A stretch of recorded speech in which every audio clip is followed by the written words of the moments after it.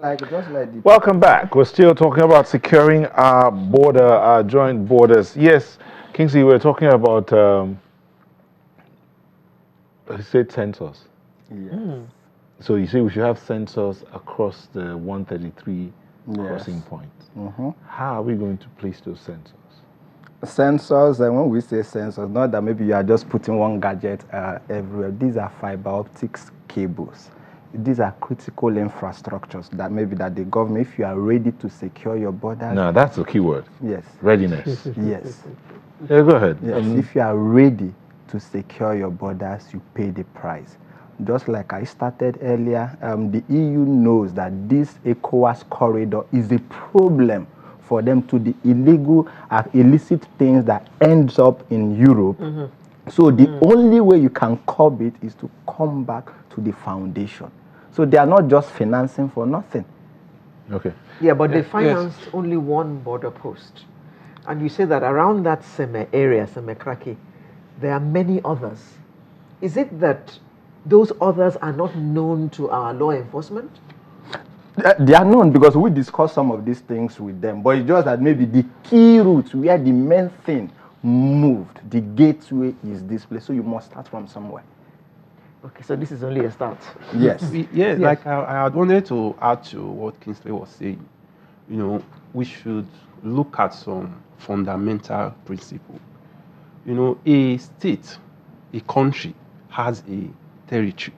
It's like a home. It's like a man's home. You can't leave your home even if you have windows or doors open. But Nigeria does not even have doors and windows.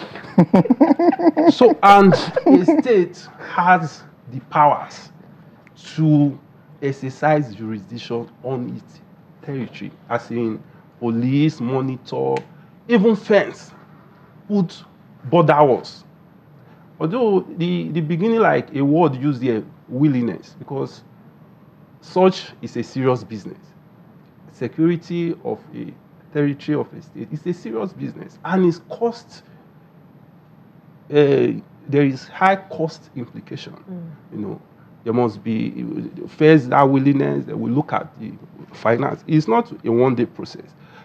About the Niger border side with Nigeria, for me, I would suggest a border wall. But we must be willing first. Can we afford it? No, I said it's not a day job. Like Israel, what Israel is doing is for many years, and a kilometer costs about $200 million or something thereabout. But we must take it serious because we should understand that security of lives and properties is the first societal common good, and is the first duty of government. So budget on security must at least 25% of the total budget, not just budgeted and implemented. So it could be 20 years. We fence our border before those security camera is talking can even work. Automated. Once you touch the border wall, it's showing they are everywhere. You know, that is the only way we can take off these people. Then we know how many people that are coming to our country because it's like a home. Right now, we have no idea. Like I was saying during the break, most of these Beninois and Togolese housemaids we have in Nigeria have not entered this country legally.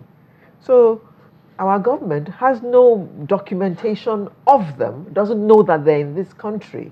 So even when you're saying that there are 20 million residents in Lagos, how did you arrive at 20 million? Because people are crossing illegally almost on a, I'm sure on a daily basis into Nigeria, and they're coming into Lagos. So is this post going to help curb that kind of movement? The same way that Nigerians go into Benin Republic. I mean, most of them don't even have passports. So how are they able to end up in Nigeria to come and take up jobs as housemaids and houseboys?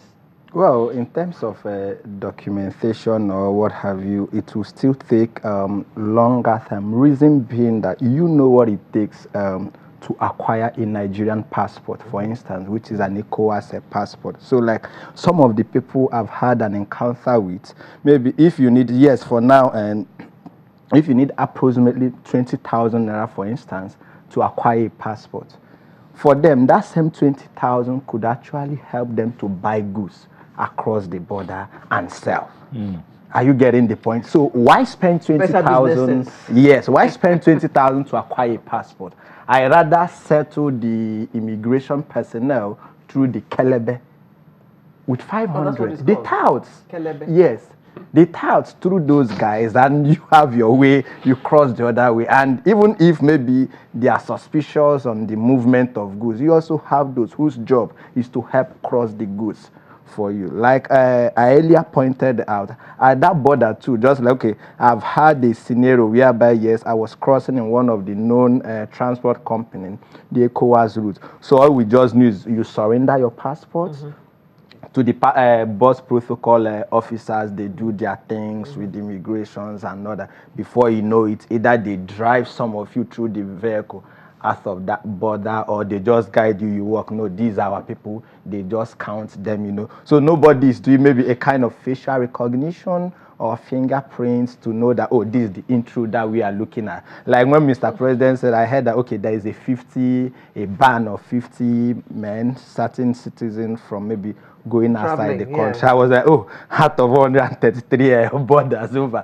these guys can still cross, you know. You just go through the legal route, and you just cross the land borders. You find yourself in Ghana. At least you can be chilling off within the ECOWAS countries for the next 8 years. And the moment the government is gone, you come back. So it's really a problem, because that's why maybe on the path of Lagos State, we are now doing things like LASRA, Lagos Residency Registration, to see if we can checkmate and have some of these numbers. But again, it's really a problem, because even our own domestic staff, we don't have them registered. We don't do due diligence with the police to say, oh, we have this, we have that, know where they are coming from. Maybe we should have even an association of domestic staffs. So, yeah, sure. So that does not exist already. That's it.